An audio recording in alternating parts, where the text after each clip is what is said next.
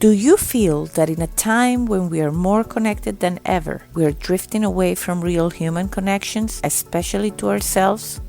I do.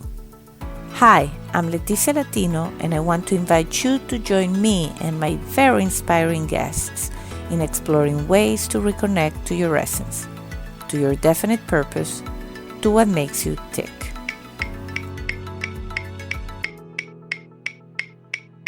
Are you ready?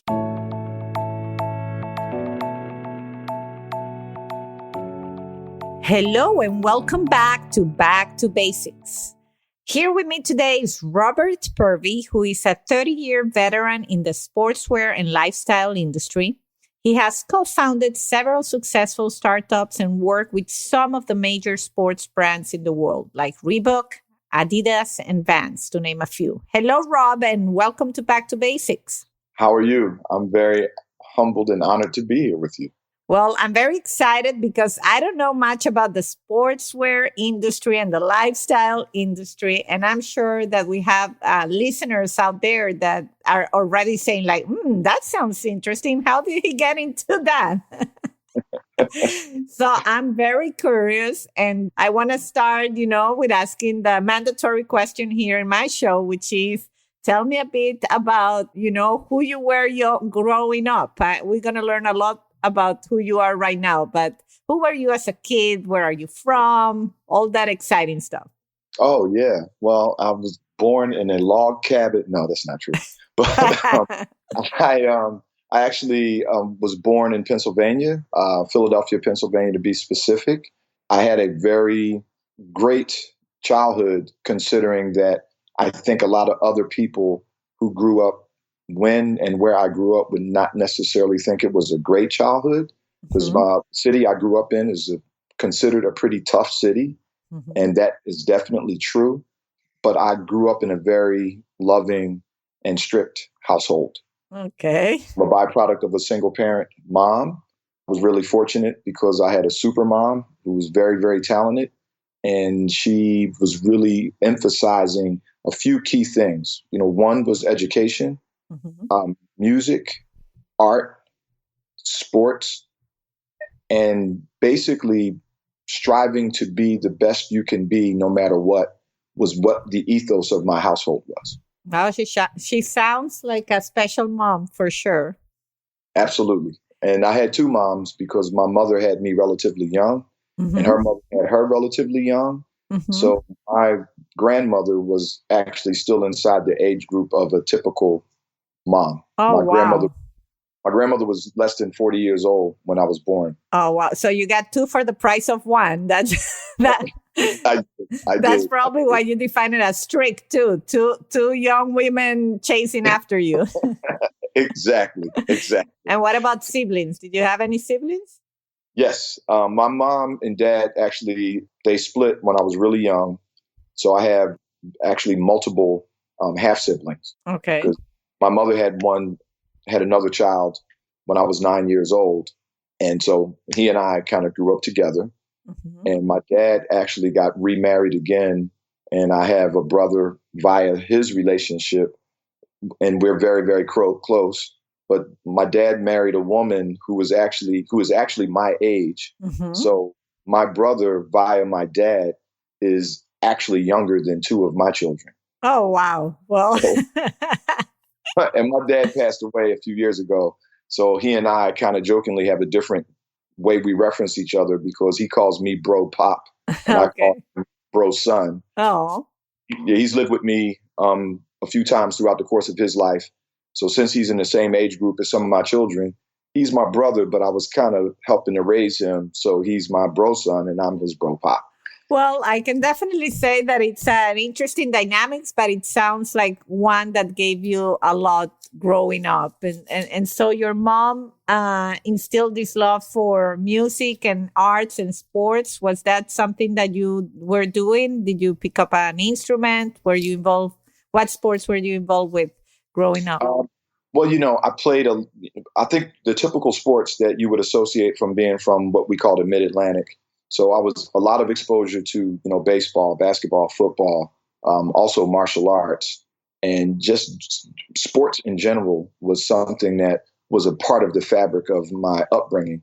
And I really am thankful for that because I played team sports and it made me kind of take that type of mentality and ethos and I applied that to my business life as well. And being fortunate to get into sportswear, it was a lot of analogous things. And I guess you would consider almost serendipitous things that went with working in the sportswear industry, but growing up playing sports on a pretty regular basis with my really close friends that I am still close to today. My best friend when I was in elementary school is still pretty much my best friend today. Oh, that's great to hear. And you know, you said something that it's almost like the mission of this podcast when you say the serendipitous, you know, that you were doing sports when you were young, but then this is now what you do for a living and you made a career out of it. Because in a way, I'm kind of, you know, set out to prove that people that have somehow translated those passions into the life they live right now, they have a fulfillment sense that maybe others don't have. The ones that we went on a job that maybe we weren't able to translate a lot of those passions into the life we live. You know, it's interesting you said that because due to COVID, a lot of these type of conversations or things that you really realize about yourself, you know, become more conversational because you have a lot of time alone. It's different for the vast majority of people, you know, working remotely and even having this conversation that you and I are having is more common than it was, pre-COVID. And to me, it's very important if you can, because I think it's so few people that actually work in an industry or do something that they like to do. Most people do something that they have to do. Mm-hmm. And I did a lot of jobs that was what I had to do before I was able to do what I want to do and what I'm passionate about. And that's really important. And that's something that I really convey to my children as well. So there's a lot of diversity in what my children individually do because they all still chase their passions, as well as sometimes having to maintain a job because you have to pay, you got to pay your bills and do all of the things that people need to do. And I think it's really important to try to make sure if you don't do what you love to do, at least try to make what you love to do a hobby. And hopefully, eventually, you can have the opportunity to do something that you're passionate about. I also believe that a lot of times you don't know what your passions are until you get more exposed to the world. And it's kind of like when you go to college, you think you want to major in something, but then you learn about other industries and disciplines that you didn't know about. So you then kind of switch. So, sometimes before you go to school, you say, well, I'm going to major in business. But at the end of the day, maybe you ended up majoring in communication or something else because you may find some hidden talent or hidden passion that you weren't aware of because you weren't exposed. Yeah, that's such a great point. Just I try to mentor younger people, and just 2 days ago, I was having a conversation with someone who's about to graduate, and she told me, I just realized I don't think I like what I studied, and now she needs to find a job. And she's like, I don't know if I want to find a job in my career, in what I studied, my degree. But one of the things I told her was that sometimes it takes also opening your heart to the experience. Exactly what you say. You have to try things before you also decide that you don't like it, right? But always with an open mentality that if you don't like it, you switch. That's not a big deal neither. You go find another job, another thing that you enjoy doing. Yeah, exactly. And, one of the things I think about, and this is a conversation I had very recently, is I realized when I was developing and maturing that certain people, because of this kind of myopic mentality that they may have, they don't know the difference between getting a job and having a career. Mm-hmm. And a lot of times you need to have a lot of different jobs in your journey so that you can value when you have a career. I love that. So I take it for what you're saying, that as you grew up, you took what was that journey for you? Did you study something that you eventually used? Did you went straight into working? What did that younger Rob do? Well, I had my first job that I can mention, legal aspect, when I was 13 years old, because in those days, growing up in Pennsylvania, you couldn't actually get a job until you were like 13 or 14 years old. So you had to get what we used to call your working papers.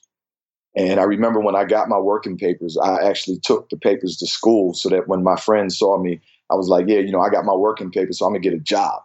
So my first part-time job was during the summer break of school when I was in, like, I think I was 13. So whatever grade you're in then, I think I was in like 7th or 8th grade when I had my first part-time job in the summer.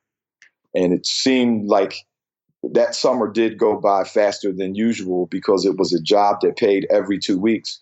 And we were out of school for 10 weeks. So if you're getting paid every 2 weeks, you only got a few checks. Yes. So even though I had a job, I thought I was, going to make money, but I was getting paid every 2 weeks.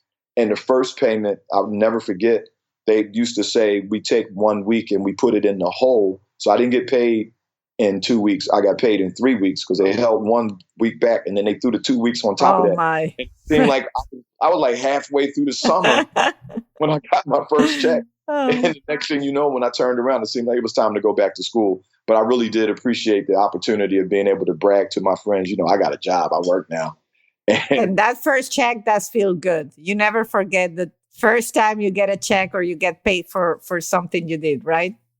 Well, I didn't get a chance to feel good because since it was my first job, my mom took the money and held on to it for me because she knew that I was like going to go out and just buy a bunch of crap that you buy when you're 13 years old. So I wasn't liking her too much at that point when she was like, well, you got to give that to me and I'll hold on to it for you. And then you'll be able to use your money to buy school clothes.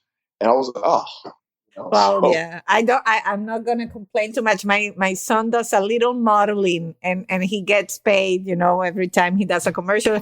And I have to do the same because otherwise everything would be gone in candy and yes. Toys he never plays with. Yes. So you can relate to what I'm talking about. So yeah. That was, that was kind of the genesis of it. And at that point in time, I had a part-time job when I was in high school. When I was in 12th grade, I actually was really fortunate that they had because, Philadelphia is a very blue collar city. So a lot of times they try to prepare you for the working world as much as they want to prepare you for going to college. So I kind of changed my curriculum when I got in 12th grade because my grades, my GPA and everything was already strong enough for me to graduate when I actually got to 12th grade. So what I did is I switched my curriculum over so I could get into this kind of more blue collar program because it was a class that they had called retail, where they actually taught retail. And based off of what your grades were in that class is the level of job that the teacher would hand out to the students. But since my grades were pretty good, I actually got a job working part-time in a shoe store. Okay. Not knowing this was a preamble to what was going to happen later in life. Yeah, I was going to say, there's a shoe store. Yeah.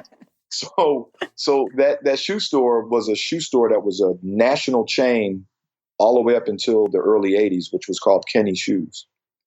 And so I worked in Kenny Shoes part-time. During the week, I actually worked as a stock boy. And on the weekends, which is obviously when the business is up, I actually had to wear a suit because in those days, if you went in a shoe store, the shoe salesman would have on a suit, with the jacket, the shirt, the tie, the whole 9 yards. So, being a senior in high school, I thought I was a super cool dude because I'm a businessman.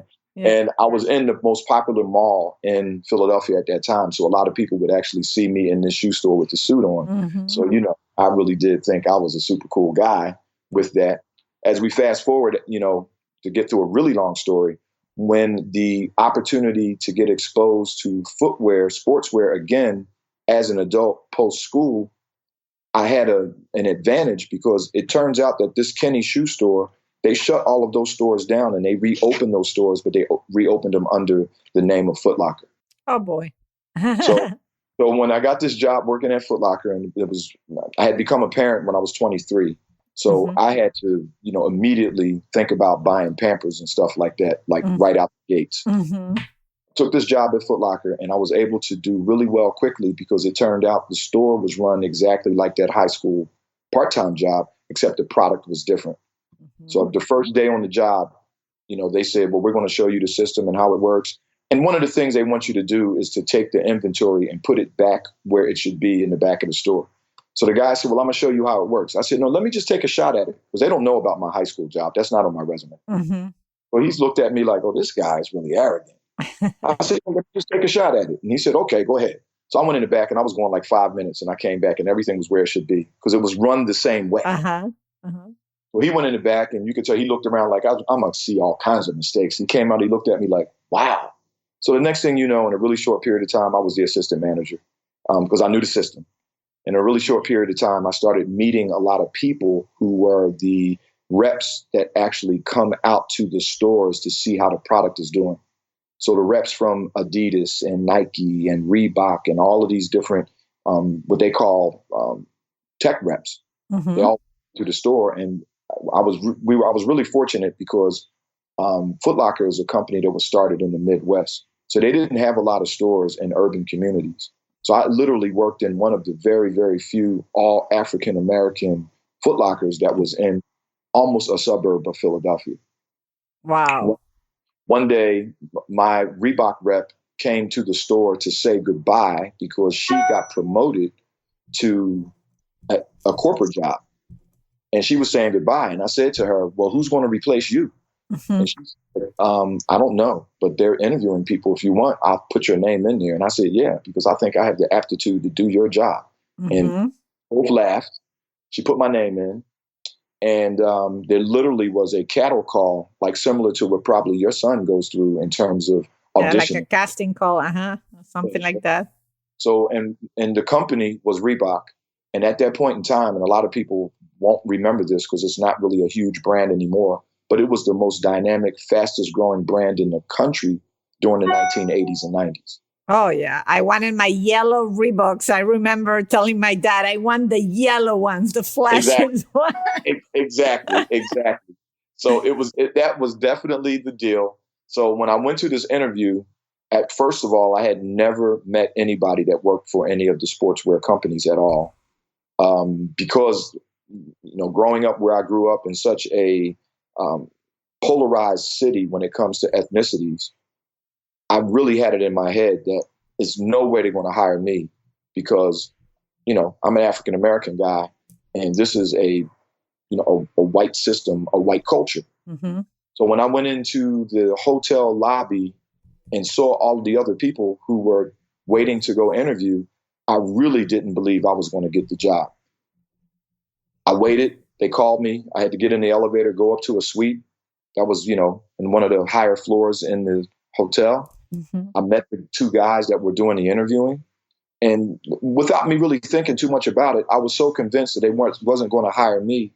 I actually interviewed them because I had never met anybody from the sneaker industry at all. It was kind of weird, because most people in their minds think they maybe make the shoes in the back of Foot Locker. Nobody's thinking about the whole processes that it has to go through over. Generally, footwear takes about 2 years, 18 months to 2 years from ideation to custom. So one of the guys had on a shoe that I read about, but I had never seen it, because obviously working at those companies, they're wearing products that aren't available yet. And I looked at his shoe and I said, hey, man, do you have one? This shoe, that's the men's instructor you have on. And he said, how do you know about this shoe? I said, I read. And it has a certain technology on it called the collapsible traction system. Could you take your shoe off so I could actually see what the collapsible traction system is? Because in the pictures that I saw of the shoe, they never showed the bottom. He said, yeah, because we didn't invent it yet. We talked about it, but when we did the photo shoot, we couldn't show it because it didn't exist yet. Oh, wow.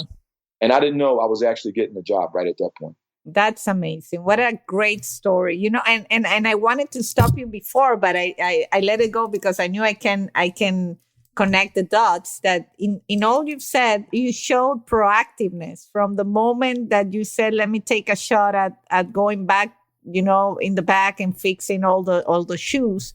And this is something for the young audience that sometimes listen to the show, is don't be afraid to just take initiative, because I think what the world is lacking these days is assertive initiative. It's not about doing something just to show you can do it. It's knowing it when you can shine at doing it. Absolutely. And that puts you already in a position where you were on the radar for someone, and then telling the person that was leaving their job, hey, are you leaving? You're creating conversation. You're creating possibility for yourself. Mm-hmm. And that's amazing. But also, I have to say, interesting how we put labels on ourselves, because you told the rep, I know I can do your job. But the moment you saw the environment you were in, there's this label in your head that was attacking you and saying, now you're not going to get it because this is, the white culture. Right, exactly. And this is so important because for anybody out there listening to this, you have to fight those labels, because if you had surrendered to that thought before you went into your interview, you wouldn't have been where you are.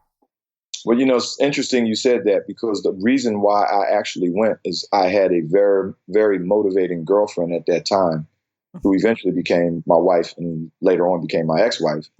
When I told her that I didn't think it was worth my time to go to the interview, she said, why would you think that way? If they're not going to hire you, make sure you experience them not hiring you instead of assuming that they're not going to hire you. Absolutely. Yeah. And that changed your trajectory, probably, that advice. Because then you went. And this is why I want to emphasize. I hear it so many times, people saying, why would I do this if this is going to happen? They already are deciding what is going to happen, and they check out of the opportunity. So exactly. I love this story. well, it got even crazier because... Go ahead. This is what we're here for. I love crazy. Well, it got crazier because what happened was, long story short, I ended up going back to work at Foot Locker, and the Reebok movement was so strong that experience I had in that hotel, they were doing that across the country, because the brand was growing faster than the amount of people they had working there. So my boss at Foot Locker, he came to me and he said, I'm sure you've heard about all of these interviews that Reebok is doing with people, and we don't want to lose anybody. And I lied and I said, oh, I heard a little bit about that, but I'm in it to win it. I'm here, man. You don't have to worry about me, because I still believed I wasn't going to get it. Mm-hmm. So the phone rings at work, and you got to answer the phone because people are calling in and asking, do you got different shoes and all of that type of stuff. And the company was run so well that you had to have a very exuberant type attitude when you pick up the phone, because it could be the district manager. And if you don't pick up the phone and say, Foot Locker, can I help you? If you don't act, and if it's the district manager, it's like, oh, why are you not answering the phone the right way? I'll pick up the phone and I said it like that. And it turns out it was the guy that interviewed me. He called me at work. Oh, boy. And he said, and when he first said, is this Rob Purvy? The first thing I thought, it was maybe the student loan people, because I was behind on my student loan payments. So I was thinking about saying, no. This is Rob Purvy. Another thing that changed the trajectory. Yeah. Thank God you say yes. So I was really, really fortunate and blessed. And I said, yeah, this is Rob Purvy. And he told me who it was. And he said, listen, we want to offer you the job. Are you interested?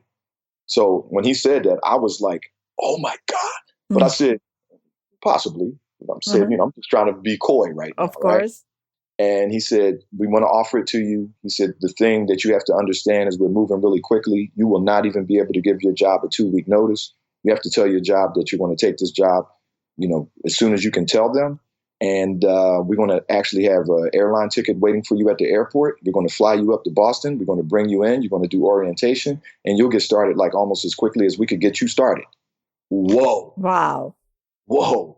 But I had just told my boss what I told my boss. So then I called him and I said, man, I have to apologize. I did go and do the Reebok interview, and I actually got hired. And he was very, very understanding. That's good. He was very understanding, and it was a good thing he was understanding, because the store that I worked in was assigned in my territory when I got the job. So I had to go back to the store that I used to work in, and I had to present Reebok to the store, and all of the people that used to work for me in my store, which you can only imagine, they were teasing me relentlessly, but it actually ended up going really, really well. That's great. And you were honest about it. I think you could have gone around so many other ways where people would lie about it, but you came through and you told the truth, that saying, I actually did go and this is what happened. I did. So, I did that job it was really one of the most favorite jobs I ever had because the territory they gave me was Pennsylvania over to Penn State, which is the middle part of the state. They gave me Delaware, which is the state below us. And I got all of New Jersey. And I occasionally used to have to go to New York because when it was a big, big event and they needed more reps to Mm-hmm. support the New York group, I would go there for that as well. So it was really cool, a lot of fun driving around, just going, just being pretty much the ambassador for the brand. But every time I went to corporate, they would also talk about different job opportunities for you to become a corporate person. So typically when they said they were looking for sales guys, people would put their hands up, marketing people, so forth and so on. But they were very desperate in getting people to move to the Far East to work in the factories. Mm. And I kept volunteering for that. And they kept looking at me like, this dude don't understand what he's volunteering for. And again, to make it a shorter story, I ended up living in Asia with my family because I ended up getting married and had kids. And I ended up being the first African-American family in the entire footwear industry to live in Asia. That is amazing. That There is was amazing. there was a couple people who did it before me, but they all did it single or they were maybe married.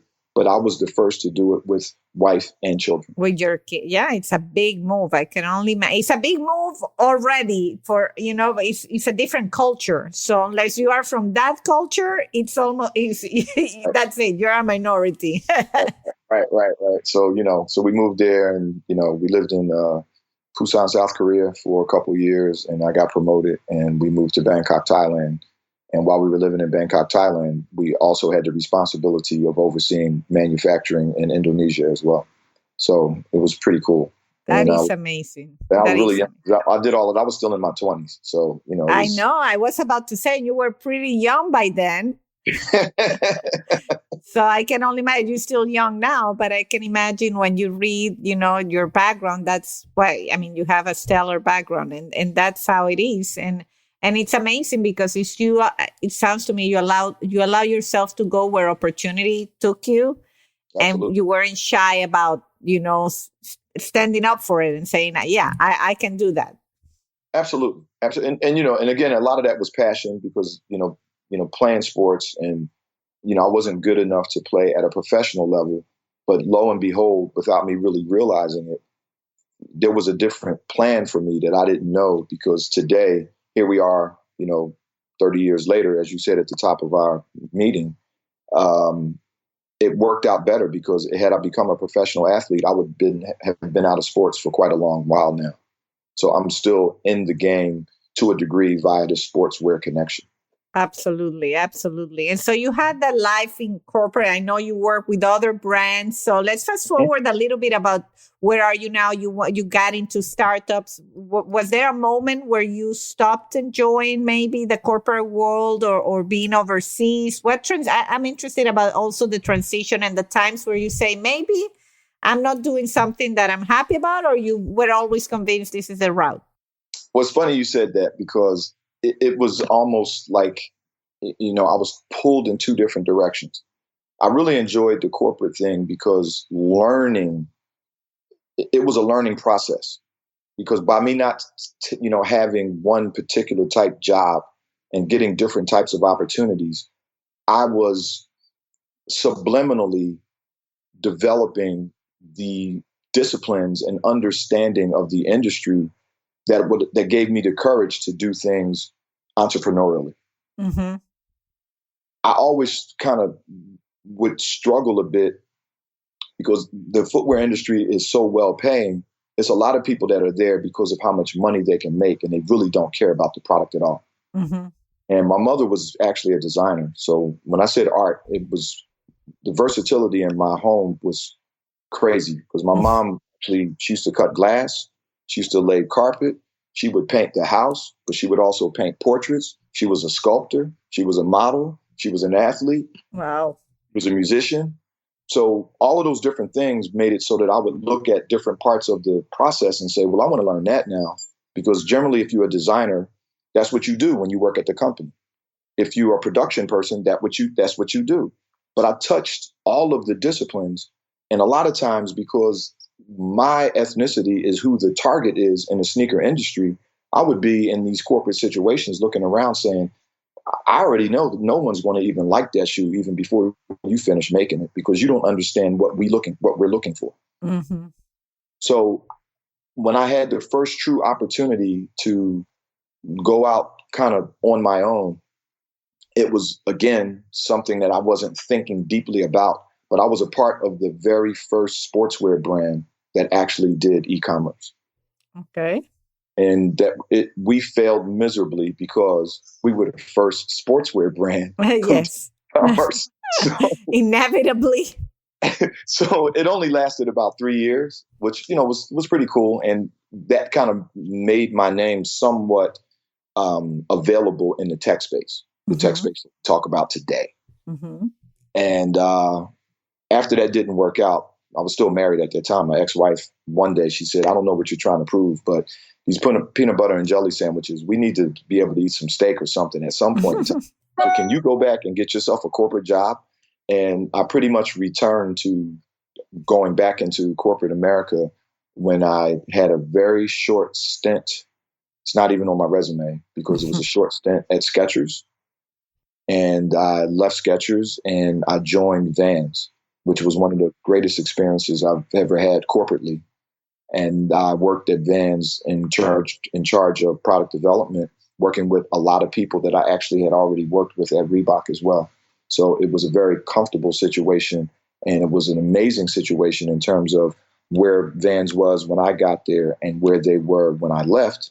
So I came back and I didn't realize it, but it was me getting further corporate education for when I'm going to spin off and go back into, an entrepreneurial situation. Mm-hmm. So, that was a great experience. And then I went on after that to work at a basketball brand called And One, which was cool because, basketball is one of my passions. And I love running and running shoes. And I went on to work at another brand called Hoka 11, which is an amazing running shoe company that is on fire now. And since 2016, I've actually been doing some of the things that my bio showed you that I'm doing. So I've been a full-time consultant, entrepreneur person since 2016. That's great. I mean, it's an amazing story. I think you're already inspire me, and are inspiring others to see how many opportunities can arise, and how is it also about timing? Because I think for what you said, you were a Reebok right when it exploded, and Advanced right also when it was a great time, because we're all familiar with these brands, but the times that you were there, maybe that's the reason you were there and they were exploding. It was a great team. One of the things I never talk about, and I never say I, because I find when you look at so many different processes that is necessary in the footwear industry in particular, and like most industries, when you say I did this and I did that, it kind of is weak because it wasn't you. If you did it all by yourself, you should say I, but you should always try to say we. Because I actually worked at some other brands as well, but I didn't want to turn this into a commercial. So, so I got a chance to really learn a lot about how important culture is. And one of the things that I learned, and it really was a pleasant surprise, that if you never come in contact with the president or the CEO of a company, you don't realize that the culture that person who's at the top, the culture that they initiate, becomes the culture of the whole company, even if you never come in contact with that person. Yeah. So that was a big learning for me throughout this journey, is how important culture is and how important some cliches are, because everyone should treat people the way they want to be treated. You hear people say that all the time because it's become a cliche, but nothing could be more true. Yeah, I think that they're leading by example, right? If Absolutely. whatever they do at the top, it trickles down if it's done properly, and so you eventually either identify with that or you're not a good fit for that company at that moment. Absolutely. So in your opinion, in all this journey that you take, in what do you think are the secrets? What's the secret sauce for success and for living a life you're happy with? Well, I think for me, this, the secret sauce is the sauce that I now know what it is, but I'm still working on actually practicing what people preach. I think when I look at my background in my life, I was less than a great husband. I think I'm an okay father. I really prioritize career because being having the challenge of being African American in a corporate situation, that compelled me, and that's what I was focusing on without conveying that, because I have truly a list of friends that look like, if I pulled all my friends together right now, you think it's a UN meeting. So, living in all of these different parts of the Of country and living in course. other parts of the world and trying to treat people the way I want to be treated, sometimes catching some initial negativity. But when you're consistently ignoring the negative and trying to always be positive, occasionally, not often, some people who are really negative, they actually come 180 degrees and actually end up becoming your friend. Mm-hmm. So those are the things that's important. So I think balance is really the key to the secret sauce. How you share yourself as in your personal life and how you represent yourself in your professional life is the challenge that I think not many people actually are able to execute successfully. Wow, I think all of us hear about a billionaire that got divorced, and you go, what? He's a billionaire. Why would that happen to him? But he's still a human being, or she's a human being, whatever the case may be. And, those challenges probably intensify tremendously as you start moving up the ladder in the wealth world. absolutely. I think that's so wise what you just shared. My father, who's also an entrepreneur, he has always told me, and I work for the family business. I could have had a company that is triple the size that we have right now, but I wouldn't have the family I had. Exactly. And he made that conscious decision at one point in his life, and I think that's a piece of advice that you just gave is very valuable, because I think a lot of people, including me, we always struggle with the family life balance, and me and my husband always have that conversation, like, yeah, you can have more money, but we have more time for the kids. No, then we don't want it. Exactly. It's hard because you have your ego that wants to do better, right? And you want to advance and you want to do great things. Oh yeah, we have our ego for sure. Yeah. So as we approach the end of the interview, Rob, I'm wondering what exciting things are you working on that you want to share? What's on your bucket list? What you have an open microphone to share anything that you're working on that you're excited about? Well, all of them are passions for me right now, and for one of my primary business partners who is a serial entrepreneur, and the term pivot definitely applies to us. We started off with an app, and he's a code writer, so we didn't have to get a third party to help us. We started with an app that finds every public and private basketball court wherever you are in most of the free parts of the world, and ended up winning Best Mobile App at CES several years ago. But we pivoted from that to creating a very boutique sports, focusing initially on basketball, but a sports marketing firm and storytelling company, interview company. And from there, we pivoted, and we have a small but somewhat successful boutique footwear brand called TCG. And anybody that wants to go to the website can check it out. It's tcglosangeles.com. And TCG is an acronym that means it is thoroughly crafted goods. We started off primarily just with footwear and everything, but we sell a few other items on. As a matter of fact, you commented on my shirt when we first got on here. Yes, yes, I did. For a company called Brand 24, a phenomenal brand that's a men's button-down shirt, but it has a lot of the functions and features that you get in performance wear. So, this helps you. You can actually sweat a little bit in this, and it's going to absorb that, and it's antimicrobials and all of that type of stuff in here. And so that's great. And other products that we sell on TCG as well. I also became very involved with a brand that is really taking up the majority of my passion right now, or a lot of my passion right now, which is a company called Algenesis, which is founded at UCSD, University of California, San Diego. And basically the whole raison d'etre of what that company is about is to be able to provide the world with a biodegradable, renewable polymer, meaning in lay terms, a plastic that actually can return to the planet, as opposed to all of this plastic pollution that we're not really talking about, but is one of the biggest problems on our planet right now. That's great. And I'll have all those links on the show notes so that people can check it out. But I think that mission on sustainability, it's really right on target with, feeling good with what we do, but at the same time, staying true to what you enjoy. Yeah. And I feel really blessed that, I didn't even know all of these years when I was working on different footwear. And I did some things in apparel and some other, disciplines as well. But I didn't realize that I was actually one of the people who was contributing heavily to this plastic pollution that we have. So I feel good about the fact that, I always tease the founder of the company and I say, you baptized me. And now I'm really on that journey with that group while trying to just share the knowledge and the information to how important this is for us to work, talk about that stuff. So it's a few other brands that I work with as well.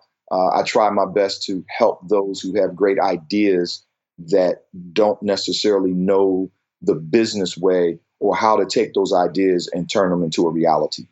That's great. Well, so if anybody's out there, with sports related or lifestyle related ideas, definitely check the links on the show notes. And to end, I always ask my guests the $1 million question. This is about staying true to your essence, staying true to what makes you tick. In those times of despair, where you feel disconnected to yourself, do you have anything that you do to say, here's Rob. This is what I love to do. I feel alive by doing this. Well, one thing is remembering things that I should have mentioned earlier, because if it wasn't for Next Up Partners, I would not be on here with you.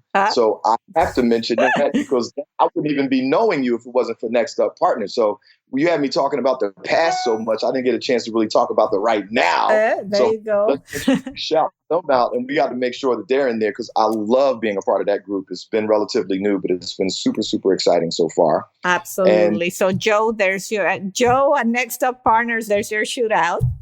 Oh yeah, no doubt, no doubt. And I think that I think I kind of spoke to it during the course of this. I think is really, really important, especially nowadays with what we're going through, is to really value your family. And I think that there's one thing that probably came out of, this shutdown and all of us being, insular. I do believe that in many, many cases, and this is an assumption on my part because it definitely applied to me, it gave families the opportunity to become families again. And, as bad as things have been, because it's been pretty bad, I think it really helped a lot of people. And if it didn't, and if I'm saying this right now and it's helping somebody, I hope so. But allow this shutdown and all of these constraints. The other day, I just became a grandfather recently. Oh, congrats. Thank you. Mm-hmm. And family came out here to visit, but the family, when they walked in the door, they had their COVID tests in their phones and showed it to us before they even hugged us and shook our hands. It was like, we got tested. So, we were really looking out for the infant. Yes. And those, in a negative way, in a negative time, you got to figure out a way to do some positive things, or at least to have a smile on your face like you have right now. Oh, thank you. So, I think things are important, and chase your dreams, and always remember, when you can't chase your dreams, do what you have to do until you can do what you want to do. And that's really important. Wow, I love that. Thank you for that thought. You yourself have inspired me, and I definitely will check out all the good sportswear and the shirt for my husband. I'm probably gonna go and buy it. So I wish you best of luck, Rob. Keep it up. I'm sure that your journey will continue to be very, very successful. And you have a friend here at Back to Basics. That's awesome. It was great to meet you. Great to talk to you, and have a wonderful week. Thank you so much. Bye. Bye-bye. And until the next time.